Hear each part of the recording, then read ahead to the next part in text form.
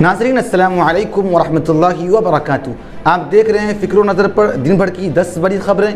आइए मुल्क की तमाम बड़ी खबरों पर नज़र डालते हैं। भारतीय जनता पार्टी ने कांग्रेस पार्टी के साबिक़ सदर राहुल गांधी और दीगर रहनुमाओं के खिलाफ बांडीपुर टाइगर रिजर्व में जंगली हयात के कवानीन की खिलाफ वर्जी के लिए महकमा जंगलात में शिकायत दर्ज कराई है। हिमाचल प्रदेश कांग्रेस पार्टी की सदर और रुकने पार्लियामान प्रतिभा सिंह ने कहा कि वज़ीर आला जयराम ठाकुर मुलाजिमीन के मफादात के तहफ़्फ़ुज़ और उनके मुतालबात को पूरा करने में पूरी तरह नाकाम रहे हैं। एक तरफ वज़ीर आला का कहना है कि मरकज़ की मदद से मुलाजिमीन की पुरानी पेंशन को बहाल करने की कोशिश करेंगे, तो दूसरी तरफ उसे नामुमकिन बता रहे हैं। महाराष्ट्र हुकूमत ने फरमान जारी किया है कि मुलाजिमीन जब भी फ़ोन कॉल का जवाब दे तो नमस्ते के बजाय वंदे मातरम कहें। महात्मा गांधी के अफ़कार को आज पूरी दुनिया के लिए मौजू करार देते हुए राजस्थान के वज़ीर आला अशोक गहलोत ने कहा कि गांधी के मुल्क में तशद्दुद की कोई जगह नहीं है। रियासत छत्तीसगढ़ के दंतेवाड़ा में 21 जून को एक नौज़ायदा बच्चे की गुमशुदगी की रिपोर्ट लवाहिकीन ने थाने में दर्ज कराई थी। ये मामला दंतेवाड़ा जिला के बारसूर थाना इलाके के अपेट गाँव का है।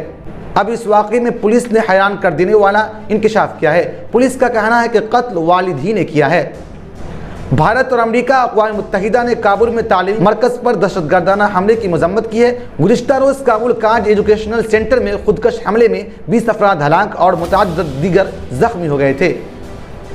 महात्मा गांधी के 153वीं पैदाइश के मौके पर अक़वाम मुत्तहिदा के सेक्रेटरी जनरल एंटोनियो गुटेरेस ने लोगों से तशद्दुद से बाज रहने के लिए उनके हिंसा यानी अदम तशद्दुद के उसूलों पर अमल करने की अपील की है। काबिल ज़िक्र है कि महात्मा गांधी के यौम पैदाइश को अदम तशद्दुद के आलमी दिन के तौर पर मनाया जाता है।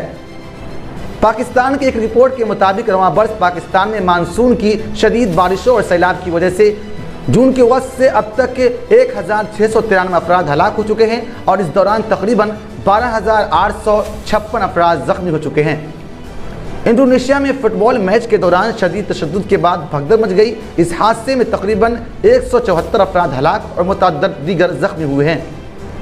इंडिया लीजेंड्स ने फाइनल में श्रीलंका लीजेंड्स को 33 रन से शिकस्त देकर दूसरी बार रोड सेफ्टी वर्ल्ड सीरीज का खिताब अपने नाम कर लिया। फाइनल मैच में स्टार खिलाड़ी नमन ओझा ने तूफानी सेंचुरी बनाई। नाजरीन, आज के खबरनामा में इतना ही। फिर मुलाकात होगी। शुक्रिया।